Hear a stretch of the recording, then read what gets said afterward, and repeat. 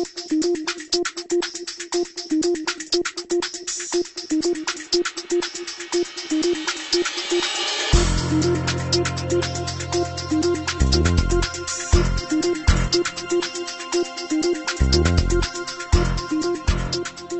and gentlemen, welcome to the 7th Praxis Roundtable, hosted by the World Bank in Sydney in partnership with The Diplomat magazine.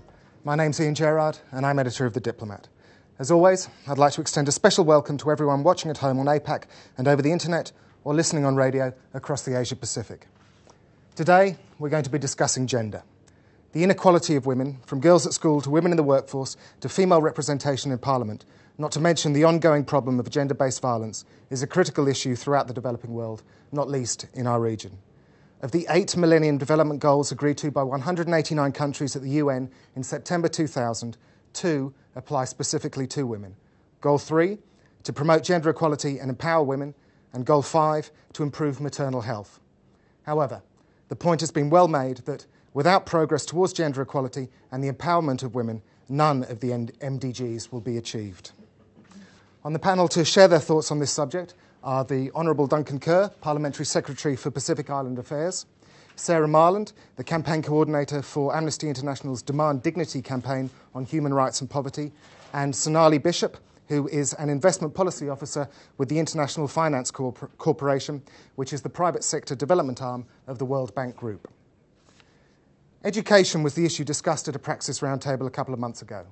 However, it is worth reiterating the importance of education in not only achieving gender equality, but also improving social conditions in developing nations. A report released last year concluded that educating girls and women leads to higher wages, a greater likelihood of working outside the home, lower fertility, reduced maternal and child mortality, and better health and education. The impact is felt not only in women's lifetimes, but also in health, education, and productivity of future generations. However, the United Nations 2009 Annual Assessment of Progress towards the MDGs shows that while global progress is being made towards gender parity in education, as measured by the ratio of girls to boys gross enrolment, it is actually slipping backwards slightly in Oceania, with 89 girls enrolled in primary schools for every 100 boys, down from 91 a decade ago. The UN's progress report also highlights significant cause for concern in other areas. Women remain far more vulnerable than men on the job front, assuming the largest share of unpaid work. And, says the report, this employment situation of women is particularly dismal in Oceania and Southern Asia. The impact of the global financial crisis has also been severe. There are concerns that the GFC may create new hurdles to women's employment, and the belief is growing that although men were initially hit hardest by the financial shock, women may be more profoundly affected in the long term. In Australia currently, just under 30% of federal parliamentarians are women. In New Zealand, that figure is over 33%. In Oceania as a whole, however, only 2.5% of seats are held by women, down from 3.4% in 2000.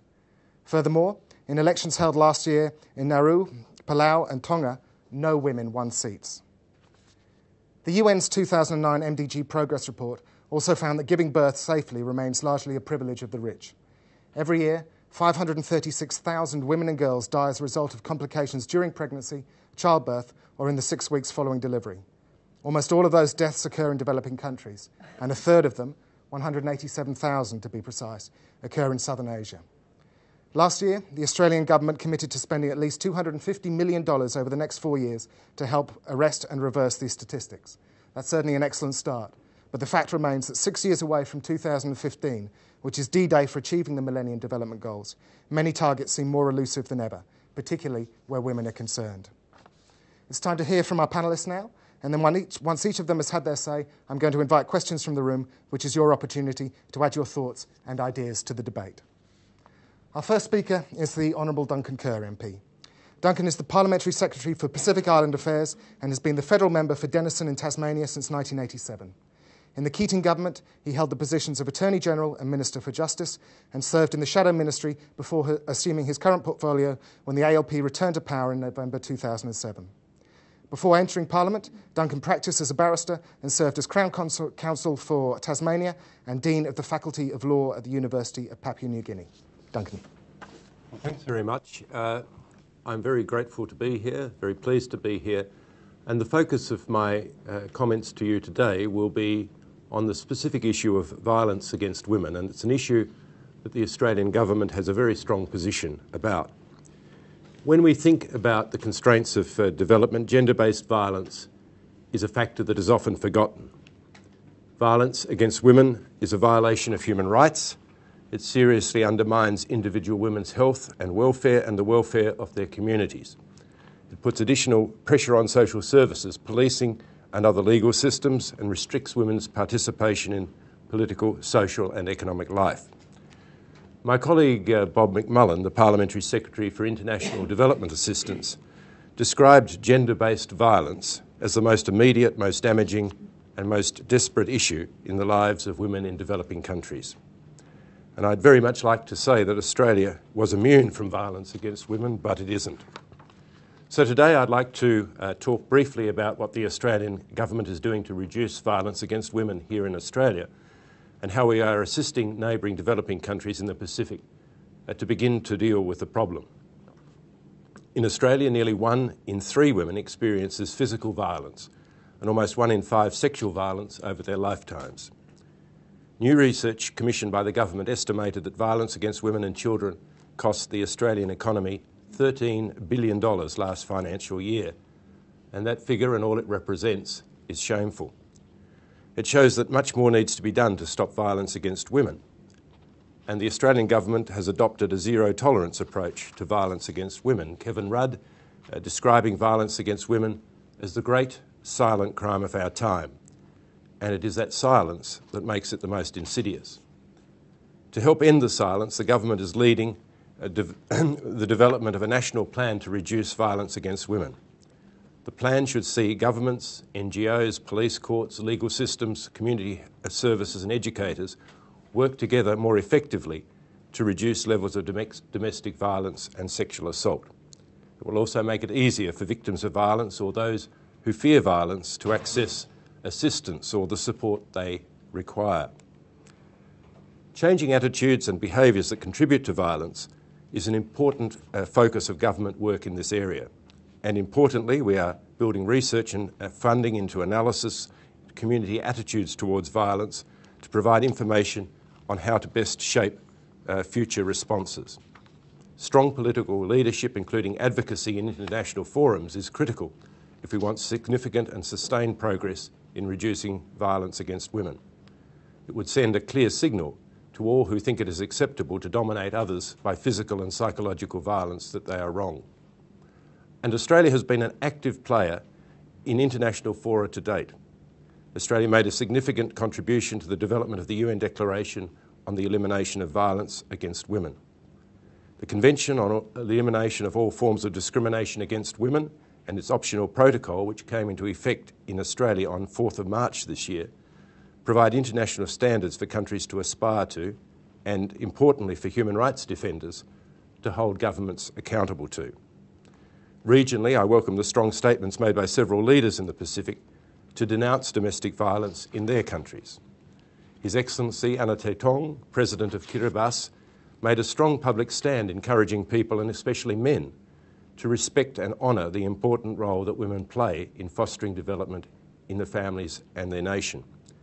Papua New Guinea's Prime Minister, Sir Michael Somare, has been vocal in lamenting the prevalence of violence against women in PNG, launching a debate on the issue in Parliament and calling on MPs to seriously address the problem. In addition, I congratulate East Timor and the Solomon Islands for signing up to UNIFEM's Say No to Violence Against Women campaign and to urge other countries in the Pacific to follow. And I'm encouraged for the first time the Pacific Forum Regional Security Committee put sexual and gender-based violence on the agenda. At its meeting last month, Pacific Island countries were asked to consider the issue of sexual and gender-based violence when developing policies relating to peace and security. They were also asked to ensure that best practice and lessons learned were shared across the region. The sharing of information is critical if we want to make progress on reducing violence against women. At present, there is a dearth of published material on the extent of gender-based violence in our region and limited public discussion of how best to respond to the issue.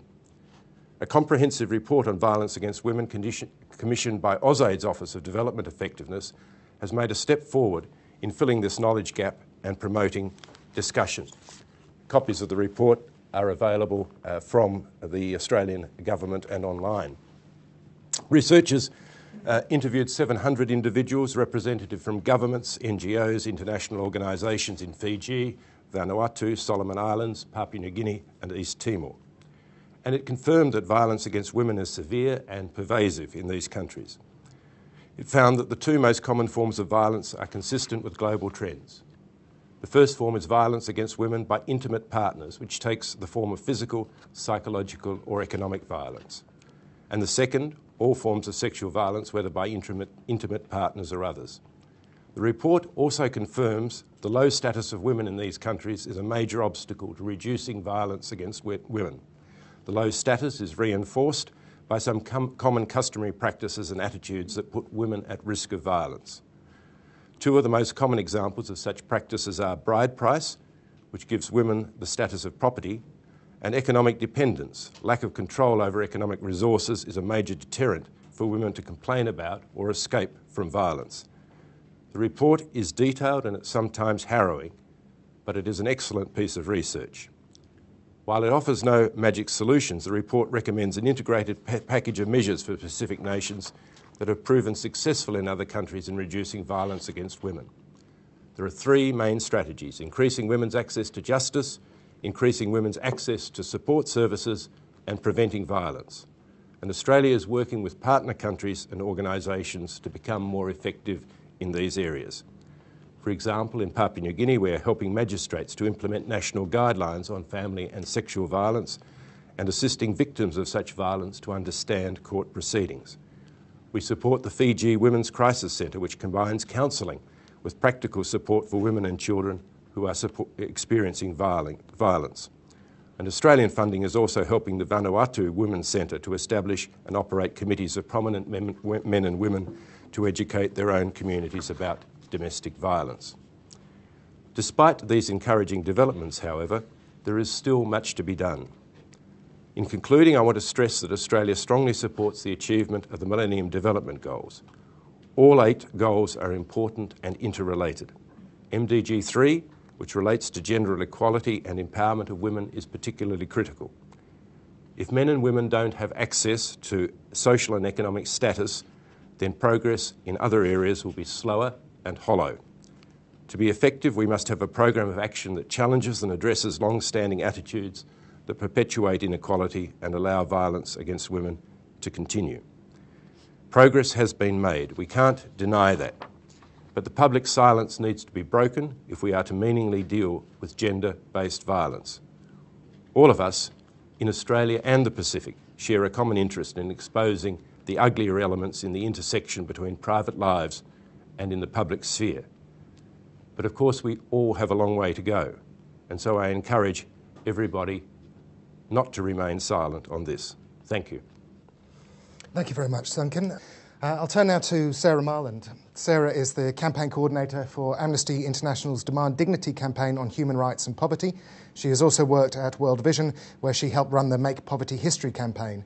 And in 2008, her book, World Poverty for Dummies, was published. Sarah. Hi. Every minute a woman dies from pregnancy or childbirth and complications due to that. That's at the end of this session, this 1 hour session today, that's 60 women. And it means that that's probably more women that is in this room. It's more women than in my workplace. That's a huge number of people every day, every year. They're mostly in developing countries, mostly in sub-Saharan Africa and Asia. And the tragedy of this is that there's been little improvement since 1990. So over 15 years, there's been a really strong development focus, particularly since there's been the Millennium Development Goals focus on maternal mortality, and there has been no change. I think that the main reason for this is that human rights aren't at the core of the Millennium Development Goals, and they're not part of the solutions. So the Human Rights Council last month put out a resolution putting the emphasis back on human rights within when dealing with maternal mortality, and calling on world leaders, calling on development organisations, calling on governments to re-emphasise maternal mortality when they're looking at their health systems. And I think what it means when human rights aren't at the core. I was looking, Amnesty in the last month put out a report on maternal mortality in Peru. And so I saw, I was looking through a whole lot of other reports and case studies by development organisations, and I found one that was looking at a whole lot of different programs for health in Peru. In particular, there was a big emphasis on maternal mortality and dealing with maternal mortality. And there were some really good programs. There was stuff like maternal health workers, making sure that there was skilled birth attendants and access to information for women who wouldn't otherwise get that information.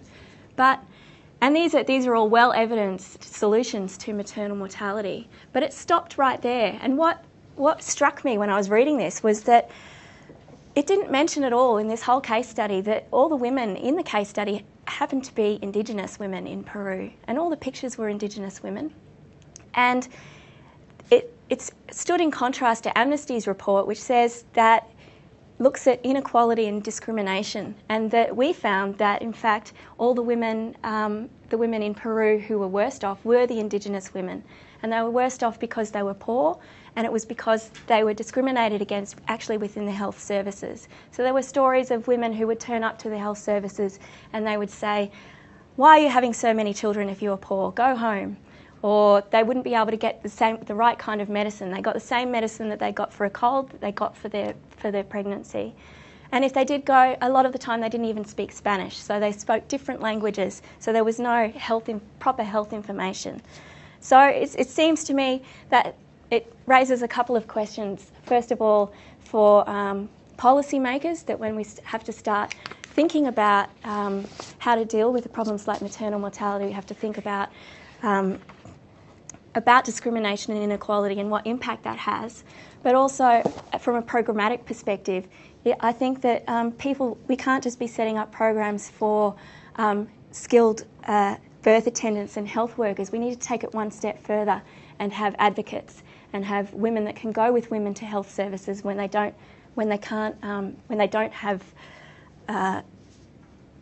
speak the language or can't access the service in the way that they need, which is fulfilling the right to health, and the right to health where there's available services, accessible services, acceptable services, and services of a certain quality.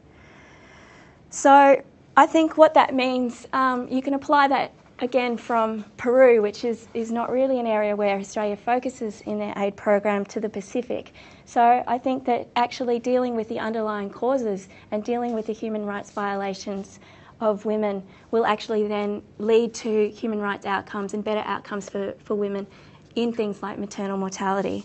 So as has been talked about, we have to address things like violence against women and child marriage, traditional practices which actually inhibit women's access to services and make pregnancy and childbirth much more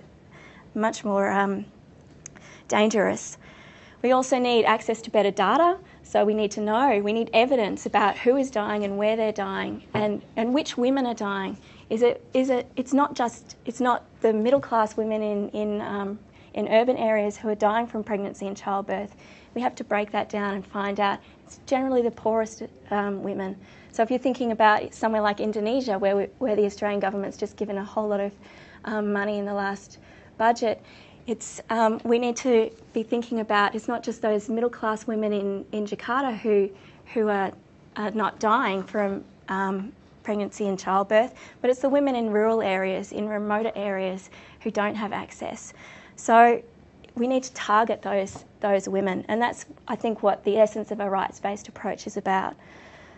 And I think that to be able to address this in the Pacific, it has to be put on the agenda. So at the Pacific Forum next week, I think violence against women has to be on the agenda. I think women's issues more generally have to be on the agenda, and we have to consider, like has already been said, that unless we address women's issues, then we're not going to actually achieve the Millennium Development Goals.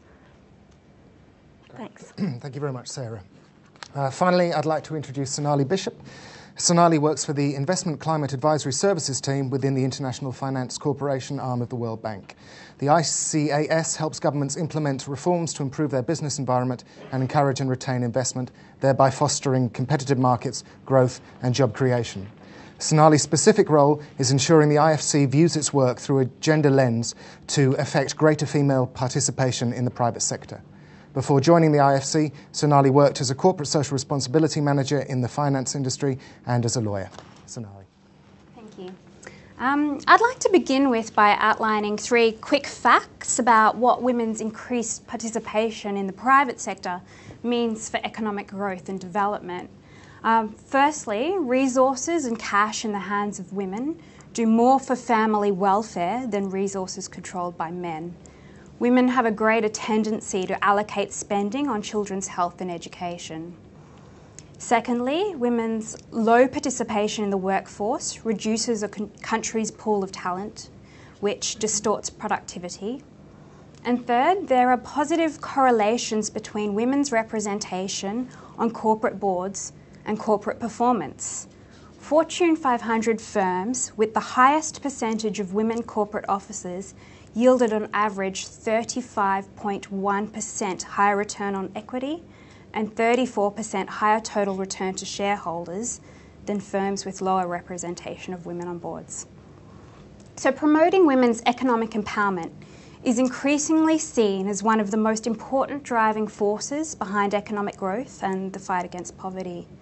So it's with this in mind that the IFC, with support from AusAid, set out to analyse the gender-based barriers in the investment climate in 6 Pacific countries, being Tonga, Samoa, Solomon Islands, Papua New Guinea, Vanuatu and East Timor.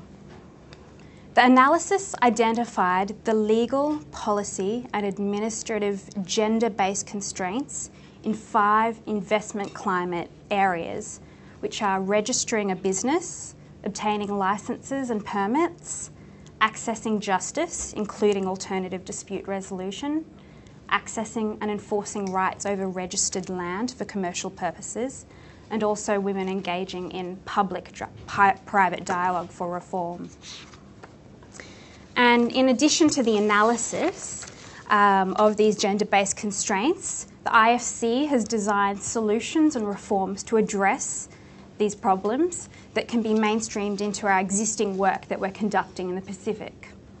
So today I'm going to give you a very quick snapshot of the study and just focus on one issue, which is registering a business in 2 countries, being Papua New Guinea and the Solomon Islands.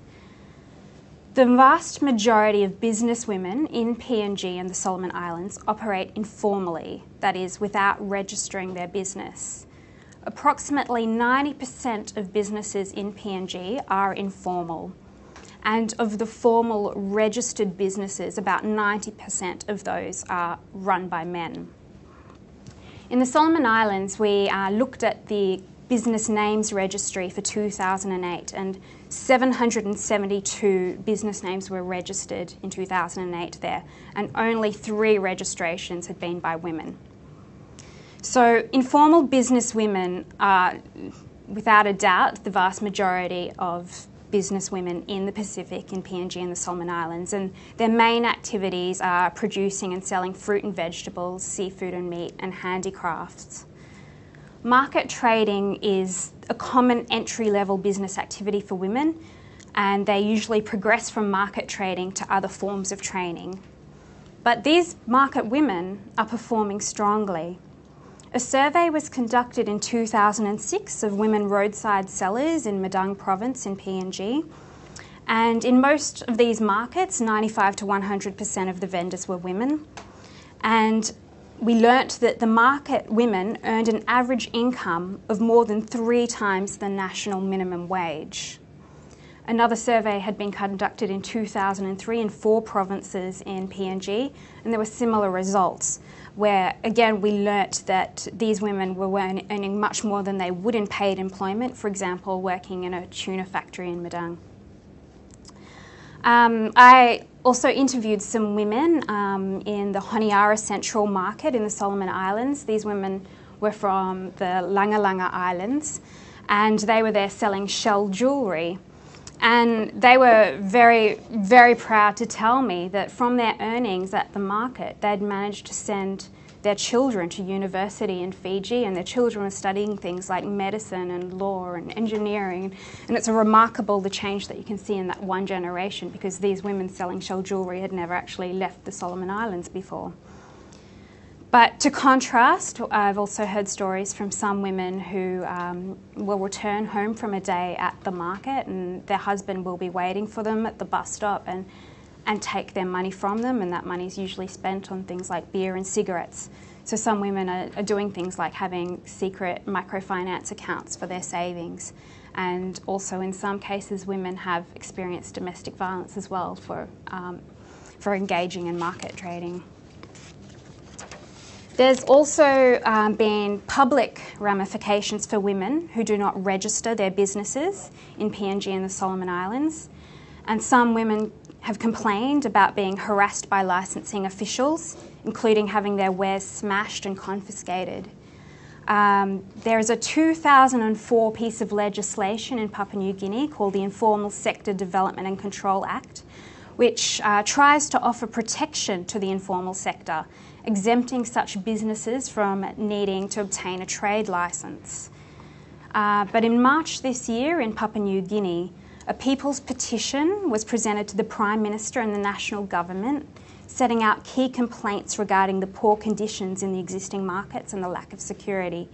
And women also complained about being harassed by council officials. One paragraph of the petition states, "We are very concerned that most of the street vendors' items have been confiscated and tables, coolers, eskies and shelters smashed down.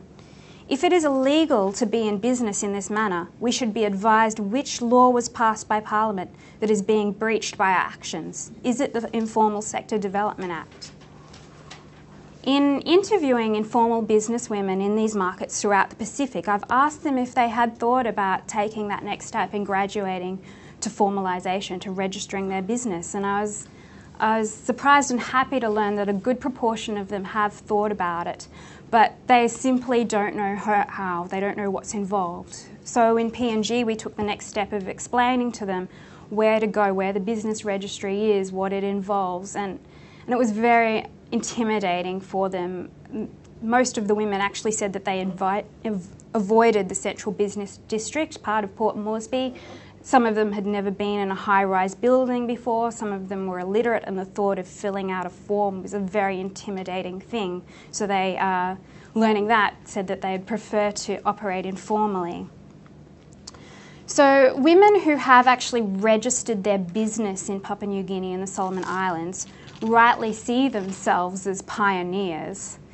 Successful female entrepreneurs tend to often have been educated overseas, have supportive husbands and family, and have access to land and other economic resources. Those who attended business women's forums that we ran in PNG and the Solomon Islands were nearly all engaged in the service sector, including tourism, being florists, running laundromats, pest control businesses, hairdressing, cafes. Women at the business forum who had engaged with government agencies for various official processes complained bitterly about corruption. There is anecdotal evidence that women are seen as soft targets and are more likely to be asked for bribes than their male counterparts. For example, women in PNG complained that staff at government agencies had asked them to sponsor their child to attend school as a bribe to facilitate the transaction. So that's a quick summary of the issues discussed around business registration with a gender spotlight in PNG and the Solomon Islands. And the next thing I'd like to outline for you is what the IFC is doing to address these constraints along with our development partners and Pacific Island governments. A lot of women explain to us that they lack information, and in PNG, some women told us very strongly that information is power, and they believe that. And so So we want to give the women information. We'd like to run workshops explaining the registration process, including how to fill out the forms, the different options for business formation, the associated rights, the associated obligations and costs of going formal.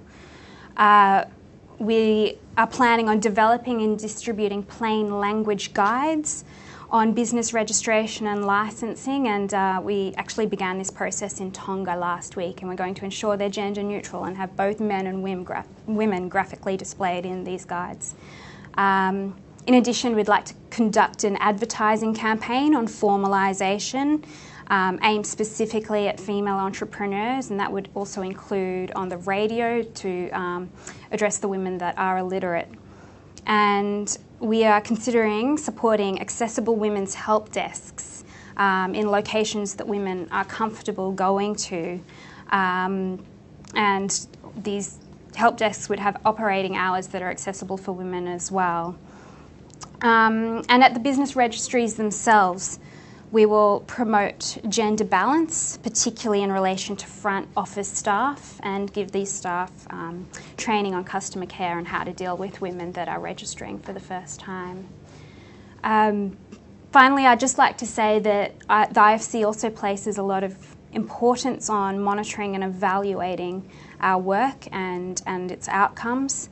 And so in the short to medium term, 3 things that we are seeking to measure in conducting this work is seeing if there is an increase in the number of registered female-owned businesses, an increase in the number of first-time female applicants for general and specific business licences, and an increase in the number of women expressing satisfaction with the registration or licensing process.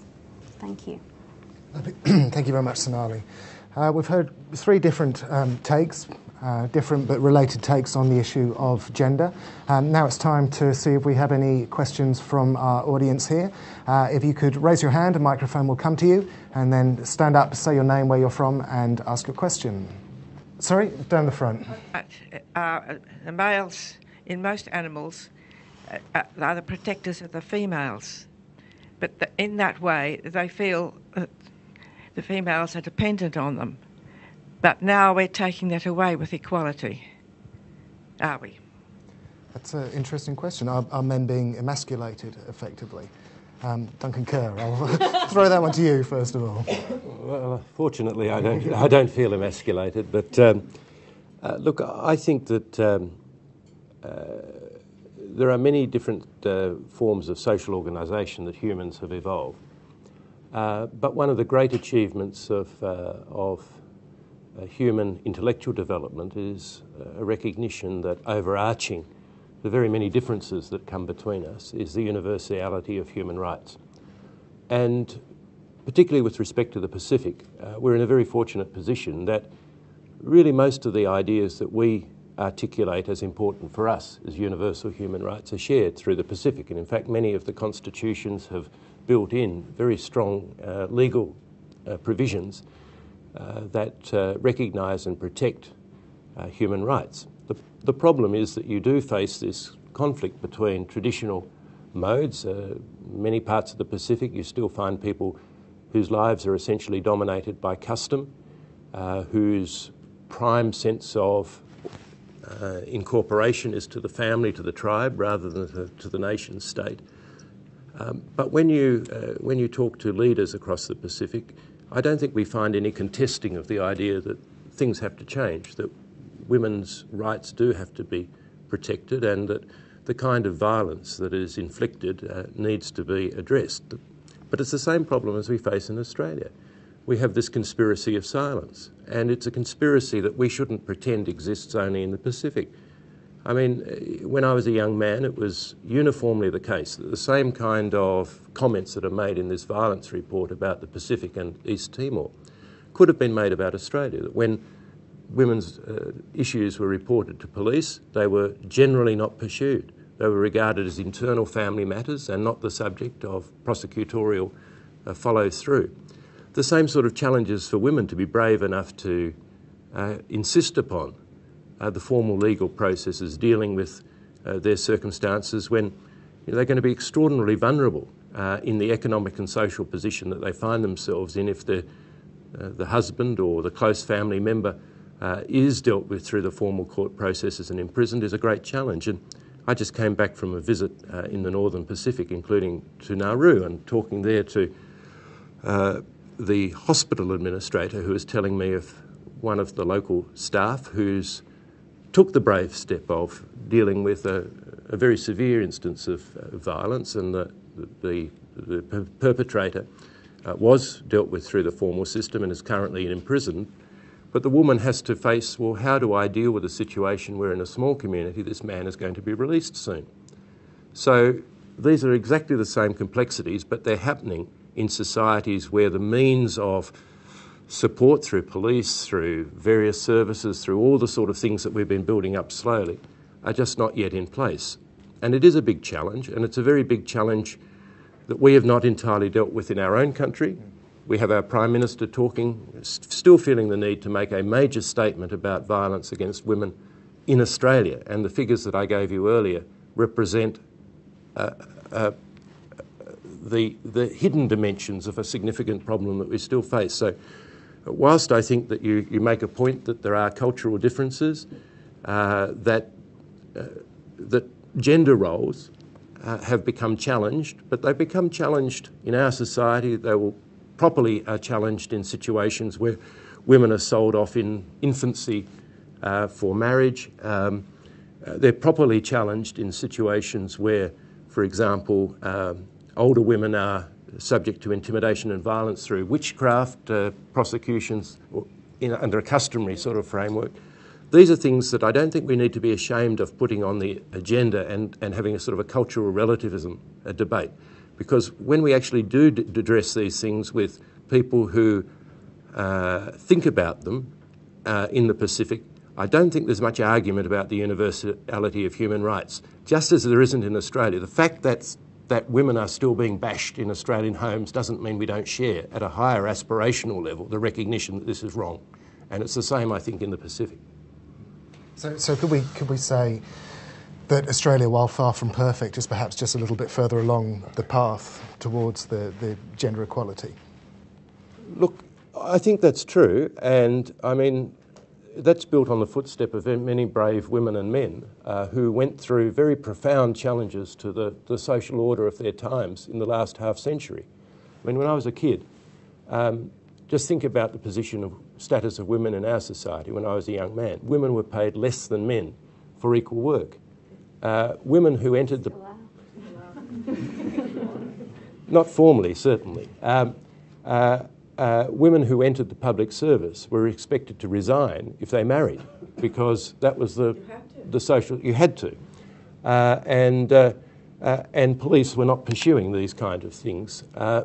Now, so I think if we put it in that perspective, one of the things that the Australian government, working with its development partners, is trying to do is to encourage the formation of strong women's voices in the countries of the Pacific to create the kind of dialogue and debate and ferment towards equality that did happen in Australia. And remember, the brave women and men who raised these issues in our own society at that time were often treated as if they were somehow radicals,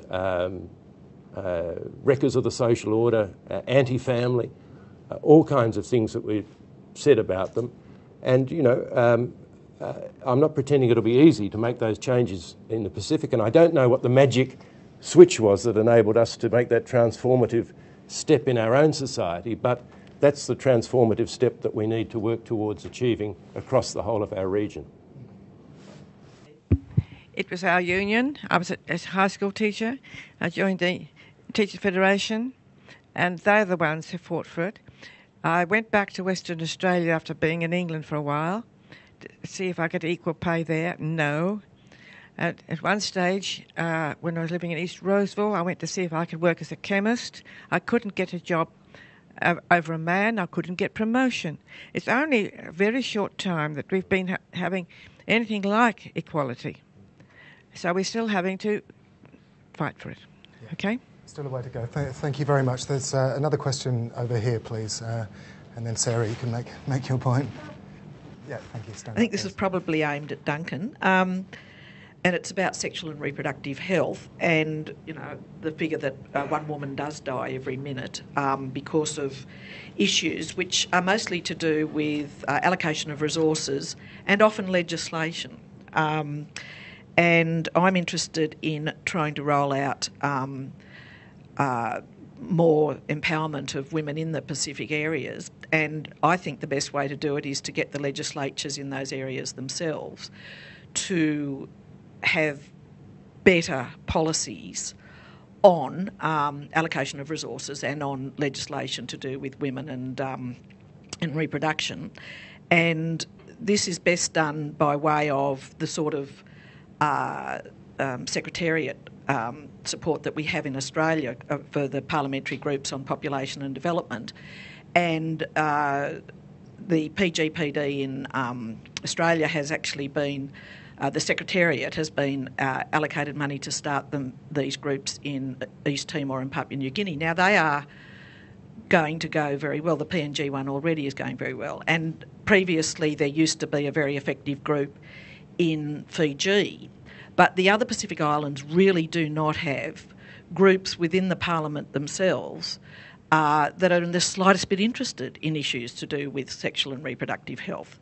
Our experience is that you have to have a well-resourced secretariat group to make certain that the legislators keep remembering that a woman does die every minute. And I'm just asking what AusAid might be doing in terms of rolling out those sort of programs in the rest of the Pacific Islands. Well, I mean, certainly it's true that there have been opportunities now to establish parliamentary groups in a couple of the Pacific Island countries, particularly Papua New Guinea and East Timor, and that's a terrific advance. You'd be aware that both Bob McMullen, Parliamentary Secretary for International Cooperation, and myself are members of our Australian parliamentary group. But there's a whole range of things that we can do with that advocacy. I mean, we're doing quite a deal in the area of maternal and reproductive health now. And leadership at each of these national levels is so important. And everywhere I travel, I take the opportunity to raise these issues. It's part of a dialogue that I think is important. I think it is something I would encourage all our interlocutors to do. And somebody raised the question of its emergence at the forum. I think for the first time, the Forum Security Committee raised this issue as a key issue for development. And I noticed also that one of the international organisations at a UN level has identified maternal and reproductive health as a human rights issue, putting it on a human rights scale of the agenda. The Prime Minister announced in September of 2008 $250 million over the next 4 years to improve women's and children's health with a focus on the Asia Pacific, where maternal and child mortality remains high, and there's a whole range of programs that are rolling out as a consequence of that, including support for the International Planned Parenthood Federation, which is providing assistance. Now, I think it's all very important to recognise that this is never enough, and that's part of this discussion. We're learning a lot as we go. This report on violence against women is part of that learning process. The work we are undertaking with the World Bank and with the IFC on economic empowerment, looking at ways to make most focused interventions is part of that. The work that is happening in East Timor on what is an appallingly high level of maternal death and ill health is another aspect of it. These programs are all being built throughout the Pacific, and we continue to try and lift their importance in the international discussion. But I'm perfectly happy to accept criticism that we should be doing more. And I am trying to be part of a process that enables that to occur. And I think there's a good foundation being built, particularly against a backdrop that the Australian government has committed to increase overseas development assistance from 0.32 of gross national income to 0.5 Now, that's still less than the UN recommended 0.7, but in practice, given the focus on the Pacific that we will be making, it means that in real terms we'll be able to increase our development assistance programs to the Pacific in practical real terms about by double. And that gives a lot of flexibility to work with our development partners and with other agencies on some of these key issues. But money isn't the whole answer here, of course, because it's the social and transformative approaches at political leadership with organisations like the trade union movement, with a whole range of other NGO bodies that needs to happen to complement these programs, because we talk about partnership, we've learnt pretty clearly now that without buy-in at a reasonably significant level from our Pacific neighbours, you get assent but no follow-through and no substantive change on the ground. So I don't dispute that political process is important, and part of our program is to try and encourage. We have a program which is trying to build up women's capacity to enter the parliamentary process, to encourage countries to look at special measures for the participation of women in the Pacific parliaments. Carol Kiddu, for example, Dame Carol Kiddu in PNG, with the support of Sir Michael Somari, is sponsoring a measure, failed once in Papua New Guinea, to bring forward a special measure for 4 women to be represented in the Parliament, because Dame Carol is presently the only member and is not standing again. So there is a prospect that PNG might become like the other parliaments that were mentioned, one that has no women in it. So as a temporary measure under the Constitution, there is strong advocacy to try and have at least a group of women specially appointed to represent these interests. Solomon Islands, there's been a significant debate. I'm disappointed that debate did not resolve in an agreement to proceed with special representatives for women. But across the board, the point you make, that political engagement, leadership, continued advocacy on these issues, they're important, and they are being backed with financial resources, but they're also being backed with commitment at a government level to build as best we can the framework that enables people to take charge of their own destiny in their countries, because we can't be patronising about this. We can't make the solution right in Pacific Island countries. The engagement has to be as a partnership, and we have to work with the elements of those societies that want to make those changes to strengthen their hand and to build programs that people, as they emerge to make new choices, can lock into and take advantage of. So, Sarah Marland, Duncan Kerr is happy to accept criticism. Do you have any particular criticisms? Is there one thing where you think that the Australian government is falling down, that other local governments are falling down, regional governments, I should say, are falling down, or elsewhere in the developed world, that they're not doing enough? Well, I guess it's for Amnesty as a human rights organisation, it's about not having human rights at the core of development programs. So it means that, and a human rights approach means that you match that top-down stuff, so the legislation, the policy to protect, for example, on something like violence against women, to protect women, you'd have the legal protection so that so that you can prosecute perpetrators. But you also have to match that with the ground-up stuff. So I think there needs to be a focus on, and I know they're bandied about words on empowerment and participation. We need to really look at engaging women on the ground about what solutions are best for them, and being able to give them the support to actually develop those. So I think that's something that I think the government really needs to focus on, and addressing those underlying human rights violations like violence, like child marriage, those kinds of things. I think we've got another question at the front here. Thank you. I'm Wendy Holmes from the Centre for International Health of the Burnett Institute in Melbourne. Thank you all for your very interesting talks. I have a question or two questions for Sarah Marland related to Maternal Development Goal 5. I should say I'm also part of the AusAid-funded Women and Children's Health Knowledge Hub, which was funded last year, and I think we hope to contribute to advocacy on these issues. I wanted to ask you about the actual target for Millennium Development Goal 5, which is framed in terms of maternal deaths. and the influence that may have had on the actions and responses.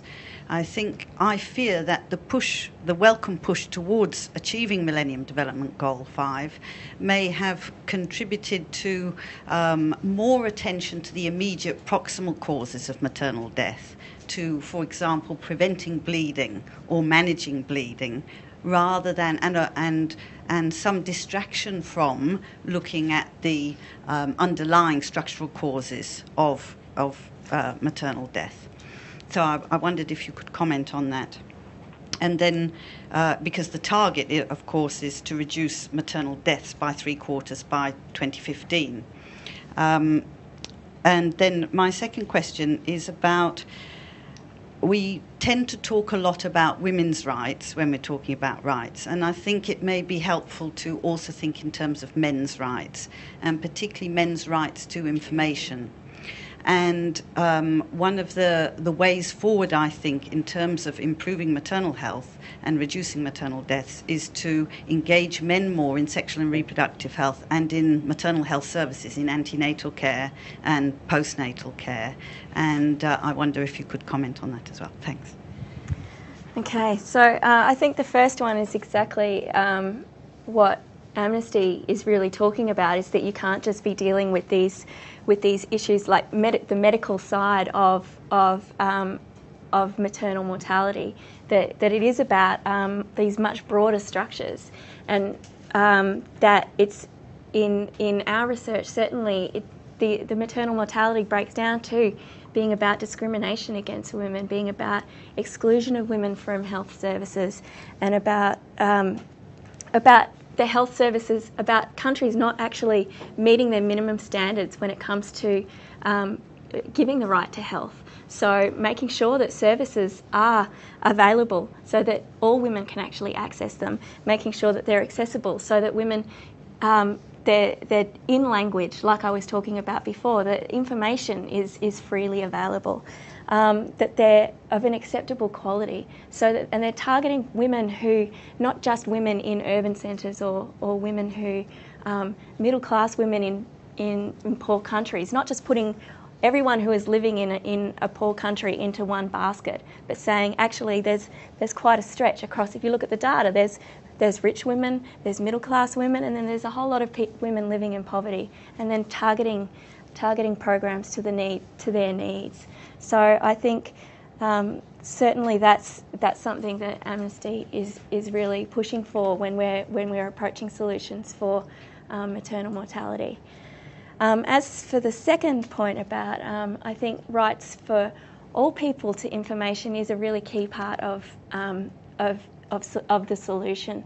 So I know that in our research, both in Peru and in Sierra Leone, it's all about being able to access information about what it is, first of all, how to prevent maternal, how to actually be healthy during pregnancy and childbirth, how to prevent deaths, and to know what the signs are when you are in trouble, when you are going to need extra help. It's also about access to information, so that, it's very well documented that women, when they have control over being able to space their children further apart, being able to have access to contraception and things like that, it actually means that there are few maternal deaths. And I think men play a really big role in that. Sonali, in the course of your work, dealing with individual women and with groups of women, do you find that their husbands or partners are supportive of them trying to break into business? Or is there still a suspicion, is there a fear that they're going to be superseded almost?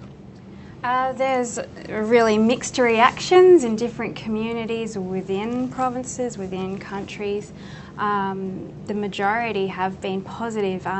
Pacific Islanders think on a community level, and if women are bringing in income and educating their children, that not only reflects well on the woman and her children, but also on her husband and the rest of the community. So overall, I think that there has been a lot of positive reactions from men and communities, but at the same time, as I mentioned briefly in my presentation, there also has been instances of men feeling emasculated by their women going out to work, and it can result in violence as well, and that I think all comes back to education and the benefits of women's economic empowerment. Tonga is a really interesting country to look at when you look at gender roles there. Women are very empowered and put on a pedestal in the family there, and that reflects in the way that businesses are run. Most businesses are family businesses. The women run the businesses day to day, they look after the finances, but they see it as appropriate that their husbands register the business and do the official transactions with government agencies. And the women don't see that as something that's detracting from their rights. They think that their husband is supporting them and happy and willing to support them through those processes. And that's the way that the balance is achieved there. So, yeah, it's a mixed bag. We've got time for one more question, please. Thank you. My name is Jacinta Isaacs. I'm with the Australian Development Gateway, which is a AusAid-funded website for aid workers and development practitioners in the Asia-Pacific region. The ADG website covers a range of topic areas, one of them being gender equality, and there are 180 practical resources up on the website. So, Mr. Koh, you mentioned the importance of knowledge sharing and sharing lessons learned across the region. That's certainly one thing the ADG seeks to do. The other aspect is that there are a range of partner organisations from NGO perspectives, academia, public and private sectors that input to the ADG website. And I just wondered if the three of you could talk briefly a little bit more broadly about those two aspects, please. Firstly, the importance of sharing lessons learned throughout your work, and also the partnerships with other organisations that might not be from your, particular sector. So just a quick comment from you, Duncan, and then we'll get one more question in.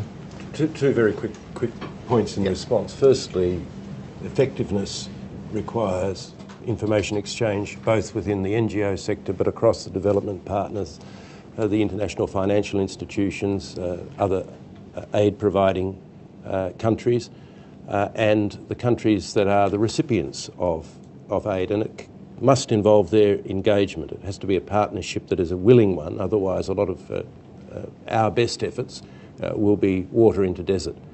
The second point I'd really just like to make about information sharing and information is please don't underestimate the difficulty of communication in some of the countries of the Pacific. I mean, Papua New Guinea, for example, still has somewhere in the order of 700 extant languages, where many people still live subsistence agricultural lives in very isolated environments where communication is extremely difficult.